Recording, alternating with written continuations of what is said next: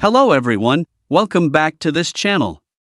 In this video, I will show you the easy and clear steps on how to start the week on Todoist application. So how to start the week on mobile on Todoist application. Make sure you keep watching this video until the end. Let's get started right away. Firstly, open the Todoist app on your Android device. This is the initial screen of the Todoist app. Next, tap the settings icon at the top right. Tap General menu. And tap Start the week.